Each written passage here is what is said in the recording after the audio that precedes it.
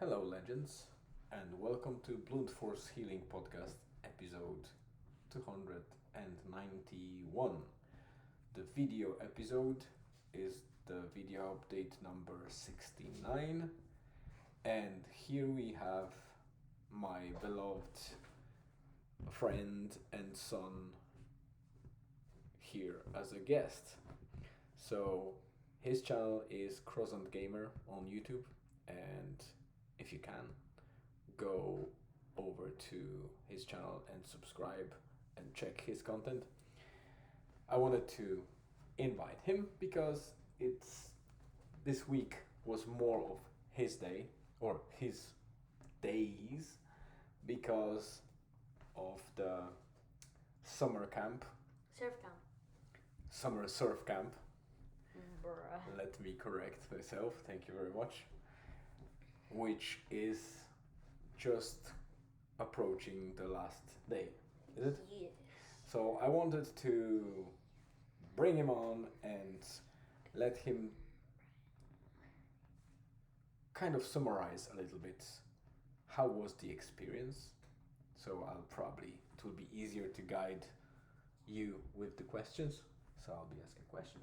And if you can answer, so those lovely people that watch us, listen to us, or read the blog, they might get some value out of it and, think about maybe taking surfing lessons or if they are adults, they might think about sending their kids to similar summer camp. So, first of all, it's been 4 days. The whole camp has 5 days. It's about 2 hours. 2.5. Yeah, 2.5, but it's about 2 hours of playing and surfing, while that half an hour is usually between. For bringing the boards up and leaving them down as well. Exactly. So it starts with them getting dressed up in the wetsuits. You can bring your own wetsuits, but the guys have wetsuits for hire and they are included in the price of the summer camp. So I think it was better for us, right? Because one of the value that we can provide in this quick episode is that if you ever plan to go for a summer camp, being an adult yourself or sending a kid, even if you have wetsuit, there is a big advantage of using wetsuits on site because you don't need to wash them. Yeah, and dry them up. So that's a big advantage. But also a big disadvantage is that you don't need to dry them up. That's why they're always wet when you come back the next day. Yeah, so that's the thing. They're always wet, and if it's cold, They always wet? they're always wet. You said they always wet. I might have said that too fast. So yeah, they are always wet because they have no time to dry up, especially in this weather that we have now. Yeah. That was unfortunate thing because Tomorrow's gonna be 21 degrees. yeah, tomorrow might be warmer, but we Really expect it to still be a little bit rainy or cloudy at least. The first day was Spartan, so they get great seasoning at the start, right? Yeah, That it was first day. very windy and cold and rainy. So it was a good start, to be honest, because I thought that if you survive the first day, then you will enjoy the rest. And isn't it the case? Yep. Yeah. So that's the first kind of advice that we can get, right? That we can give to people. Use the on-site wetsuit unless you are very sensitive to using things after somebody, which we don't really bother that much. Yeah. Of course, we wouldn't wear somebody's pants, but Yo. wetsuit, it's just water, a little bit of warm water, and they always wash them up and try to dry them, but unfortunately in this weather and temperature it doesn't work well. But yeah, you get the benefit of not using your wetsuit, so you're not wearing it off because you're using somebody else's wetsuit. The other advantage is you don't need to wash and you don't need to dry it. Yes. And you don't need to carry it or take it back home, right? Mm-hmm. One disadvantage, I think, is that if somebody has a wetsuit that is very well kind of aligned with them, or they have not an average build where regular suits might be difficult to wear or lose in some spaces. That might be, not using your own wetsuit might be a disadvantage. But I think for most people it will work out. Yeah. And okay, so the beginning of every day was just to dress up, grab the boards, and walk into the beach, which was the hardest part, probably. Probably, yeah, because or walking back up. That's another point that I think is worth mentioning. So if you plan for any summer camps, regardless where you are, if you're the US, Australia, Ireland, wherever, important thing is to check where the beach is located and how far it will be from the point of meeting, the camp itself, to the beach, because I think we would probably start or book the first camp in Rosnola, because there would be easier waves or smaller waves, but also the camp is on the beach, so you don't need to carry the boards pretty much, you just go straight to the water, right? So if it's small children, like Julian is quite a big guy, so I'm not worried. Of course it's heavy sometimes to carry that, but again, if you want to be a surfer, you need to get used to carrying those things. But yeah, if there are small kids or you're not yet ready to carry it a long way, then it's definitely something to remember about, because we booked Tulan Strand, and Tulan Strand doesn't that doesn't allow to go with the car or trailer down to the beach, so it's quite a way, I would say, about 1 kilometer maybe. There's the rocky hills. Yeah. That's the most challenging part. Yeah, so not only you need to carry it for about 800 meters or something to the beach, but then back uphill, and it's quite a hill. Probably, how much that cliff might have? Don't know, like 30 feet? Probably 50 feet, around maybe. 50? 50 meters. Oh, no, 50 meters. I don't, well, no, I think that it might have like 15, 20 meters, so 15? yeah, probably need to calculate that into feet. Probably 3 times that. So you might be right, about 50 feet maybe in the highest point. Well, maybe there are higher areas there, but I can't say 100%. We'll check that out. Maybe we can find that information and chuck it in to another episode or to the blog. So that was it, and then obviously the weather. You can't predict it in Ireland, really. In other areas probably it's a little bit more stable. Yeah. So forecast might be more right. But again, I think, what do you think? Like, if you have a foam, the wetsuit, it doesn't really matter, right? Like, once you get it on, and unless it's like hail, like on the first day, like it pelts your head and. Like the first day, they got a little bit of hail, so it wasn't pleasant. And what do you say? Is it already warm when you get the wetsuit on? I mean, dry, meaning dry without getting into the water? Or is it actually better when you get into the water and that layer of water between you and the wetsuit? Better when in the water. Alright, so it's still cold when you have it, or kind of chilly until you get to the water, right? Yeah, so very important thing that many people don't know, and I didn't know, to be honest, until I spoke to the person that explained me how the wetsuit works.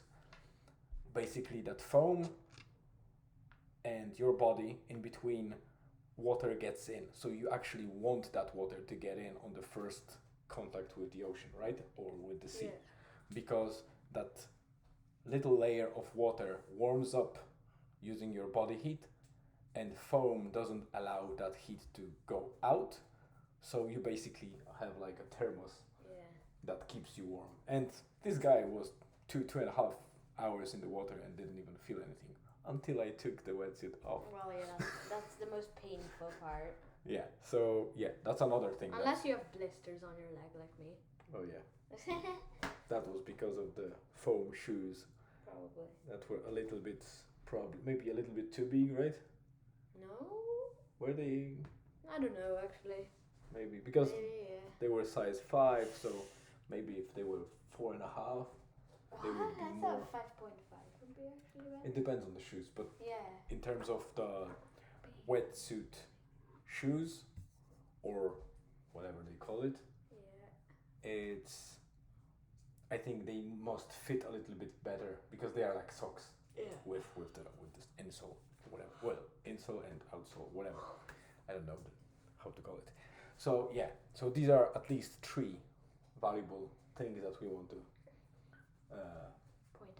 point out, yeah, and share with you. So making sure that you know the location or the distance between the camp and the beach for carrying the board, considering your own or hired wetsuit.